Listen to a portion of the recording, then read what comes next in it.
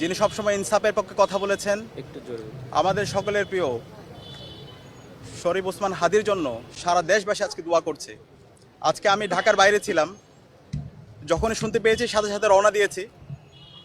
সাথে সাথে মনে হচ্ছিল আমরা সবাই গুলিবিদ্ধ হয়েছি, আজকে পুরো জাতি গুলিবিদ্ধ হয়েছে। আজকে সকল মানুষরা আমাদের ওসমান হাদি ভাইয়ের জন্য দোয়া করছে। আমরা আশা রাখছি আল্লাহ তাআলা অবশ্যই আমাদের সকলের প্রিয় জুলাইয়ের সহযোদ্ধা, ইনসাফের প্রতীক শরীফ ওসমান হাদি ভাইকে আমাদের মাঝে ফিরিয়ে দিবে ইনশাআল্লাহ। আমরা পরিবারের সাথে সাক্ষাৎ করেছি, পরিবার আল্লাহর কাছে দোয়া করছে, মেন্টালি তারাও স্টেবল অবস্থায় আছে ইনশাআল্লাহ।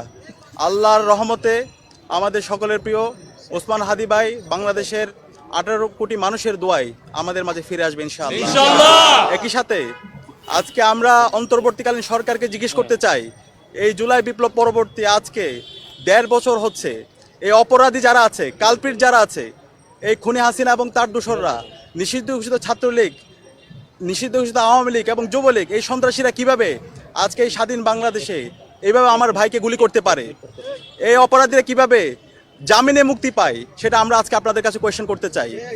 আজকে অন্তর্বর্তীকালীন সরকারের উদাসীনতার কারণে এই ধরনের গণহত্যাকারী, শিশু হত্যাকারী এবং গত 16 বছরে যারা গুম খুন আয়নাগর তৈরি করেছে, এই খুনি হাসিনার দোসররা তারা আবার নতুনভাবে ষড়যন্ত্র এবং চক্রান্ত করার সুযোগ পাচ্ছে। আমরা হুঁশিয়ার করতে চাই, এই স্বাধীন বাংলাদেশে খুনি হাসিনা এবং তার দোষদের কোনো ঠিকানা হবে না। প্রত্যেকের এই স্বাধীন বাংলাদেশে বিচার হবে এবং একই সাথে এই বাংলাদেশে, স্বাধীন বাংলাদেশে আর কোনো ধরনের দিল্লির এজেন্ডা এখানে আর বাস্তবায়ন হবে না। স্বাধীন বাংলাদেশে রাজনীতি করবে বাংলাদেশপন্থী যারা আছে তারাই। আমি সবাইকে আহ্বান করব, আজকে আমাদের বাংলাদেশপন্থী যারা আছে, ছাত্র শিবির, ছাত্রদল এবং সকল ছাত্র সংগঠন, জামাত, বিএনপি সহ বাংলাদেশে যারা ফ্যাসিবাদ বিরোধী আন্দোলন করেছে, জুলাইয়ের যত পক্ষের শক্তি আছে, সবাইকে আজকে আমাদেরকে ঐক্যবদ্ধ হতে হবে হাসিনার প্রশ্নে এবং এই যারা ফ্যাসিবাদ কায়েম করেছে তাদের বিচারের প্রশ্নে আমাদের সবাইকে এক হইতে হবে। আমরা ঐক্যবদ্ধভাবে এই খুনি হাসিনার বিরুদ্ধে এবং বাংলাদেশের স্বাধীনতা, সার্বভৌমত্ব, অখণ্ডতাকে আমাদের অক্ষুণ্ণ রাখার জন্য আমাদেরকে ঐক্যবদ্ধ হওয়ার জন্য আমি সবাইকে আহ্বান করছি। এবং একই সাথে আগামী 24 ঘন্টার মধ্যে আমাদের শরীফ ওসমান হাদি ভাইকে যেই সন্ত্রাসীরা গুলি করেছে তাদের সবাইকে আইডেন্টিফাই করে তাদেরকে দৃষ্টান্তমূলক বিচারের আওতায় নিয়ে আসার জন্য আমি আহ্বান করছি। আমি আশা রাখবো বাংলাদেশের সকল ফ্যাসিবাদ বিরোধী যারা আছে, সকল রাজনৈতিক দল, ছাত্র সংগঠন, সিভিল সোসাইটি, সবাই আমরা ঐক্যবদ্ধভাবে আমাদের এই অপরাধীদের বিচারের প্রশ্নে এবং খুনি হাসিনার বিচারের প্রশ্নে এবং সামনের যে নির্বাচন, একটি ফ্রি, ফেয়ার, ক্রেডিবল ইলেকশন নির্বাচন বাস্তবায়নের জন্য আমরা সবাই ঐক্যবদ্ধভাবে কাজ করব। এবং এই যাত্রায় ঢাকা বিশ্ববিদ্যালয় কেন্দ্রীয় ছাত্র সংসদ, ডাকসু, বাংলাদেশের মুক্তিকামী ছাত্র জনতাকে সাথে নিয়ে আমরা আমাদের লড়াই অব্যাহত রাখবো ইনশাআল্লাহ।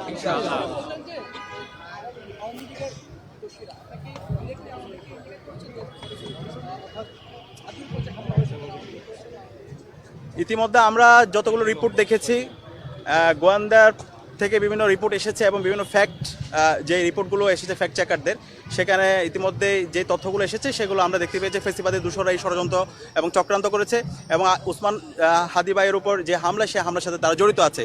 এবং একই সাথে সেটা আমরা বলতে চাই, বাংলাদেশের যে পুলিশ প্রশাসন আছে, যে ইন্টেলিজেন্স আছে, তারা কি করেছে?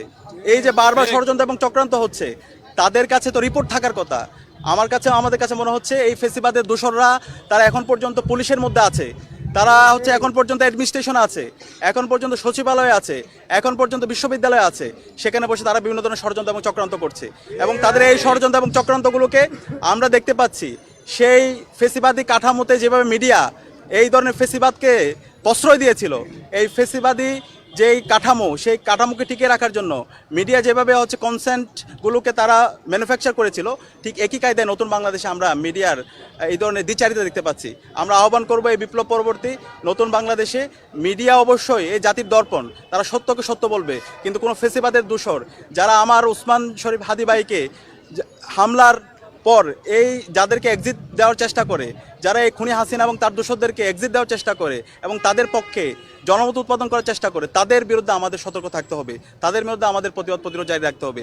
এখনই সময় আমাদের একটি জাতীয় ঐক্যের, এখনই সময় আমাদের যারা কালপ্রিট আছে, যারা সন্ত্রাসী আছে, যারা গণহত্যা এবং শিশু হত্যাকারী আছে, তাদের বিরুদ্ধে আমাদের প্রতিরোধ জারি রাখার। এবং আজকে আমি সাবধান করতে চাই যে জুলাইয়ের প্রজন্ম আছে, তারা কাউকে ভয় পায় না। এই জুলাই প্রজন্ম আমরা রক্ত দিতে শিখে গেছি, আমরা কাউকে ভয় পাই না। কেউ আমাদেরকে যদি ভয় দেখাতে চান, কেউ যদি আবার সন্ত্রাস কায়েম করতে চান, কেউ যদি এই ধরনের গুপ্ত হত্যা চালাতে চান, তাহলে বাংলাদেশে আপনাদের ঠিকানা হবে না। এর জন্য সকল ষড়যন্ত্র চক্রান্তকে নস্যাৎ করে দিবে। অন্তর্বর্তীকালীন সরকারকে অনুরোধ করব, এখনই সময় সকল অপরাধীদেরকে, সকল গণহত্যা এবং শিশু হত্যাকারীদেরকে দ্রুত অ্যারেস্ট করেন এবং তাদেরকে দৃষ্টান্তমূলক বিচার আওতায় নিয়ে আসেন এবং খুনি হাসিনাকে দ্রুত দেশে নিয়ে এসে তার রায় কার্যকর করেন।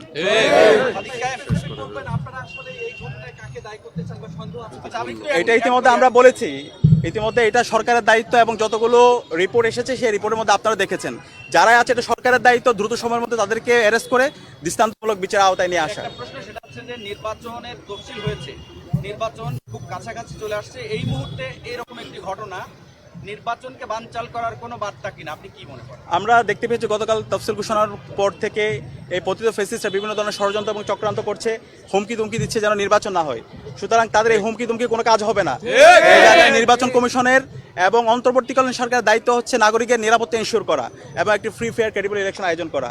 এই দায়িত্ব আশা করছি অন্তর্বর্তীকালীন সরকার, আইন শৃঙ্খলা বাহিনী এবং একই সাথে নির্বাচন কমিশন তারা দায়িত্বশীল আচরণ করার মাধ্যমে আমাদের একটি সুস্থ নির্বাচনের জন্য এই জাতিকে তারা সুন্দর একটা পরিবেশ তৈরি করবে। ধন্যবাদ সবাইকে।